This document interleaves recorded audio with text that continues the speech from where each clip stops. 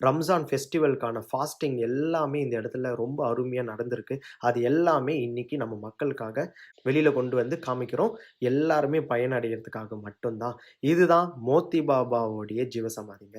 மோத்தி பாபா எங்க பொறந்தாரு? எத்தன வருஷம் சென்னையில வாழ்ந்தாரு? அதாவது 375 வருஷம் வாழ்ந்ததா ஒரு சைன் இருக்குங்கிறத சொல்றாங்க. அத கேட்கும்போது எனக்கு அவ்ளோ பிரமிப்பா இருந்தது. அது எப்படி அப்படிங்கிறது எல்லாமே இந்த இடத்துல, இந்த வீடியோல நம்ம தெரிஞ்சுக்கலாம். கண்டிப்பா வீடியோவ ஃபுல்லா பாருங்க. இதுதான் ஐயாவுடைய சமாதி நிலை. இங்க எவ்ளோ பெரிய நோயில வந்தாலும், அது கம்ப்ளீட்டா சரியாயிடும் அப்படின்னு சொல்றாங்க. எவ்ளோ பெரிய மன கஷ்டத்துல வந்தாலும், அந்த கஷ்டம்லாம் சுக்கு நூறா உடைஞ்சு போயிட்டு ஒரு அமைதியான நிலைக்கு போயிடுவேன்னு சொல்றாங்க.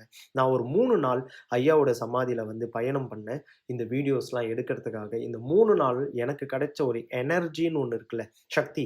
அது ரொம்ப ஒரு ஒரு வித்தியாசமான ஒரு நிலையில இருந்தது. நான் கொஞ்சம் மெடிடேஷனும் பண்ணேன். ஸோ அதோட அனுபவமும் எனக்கு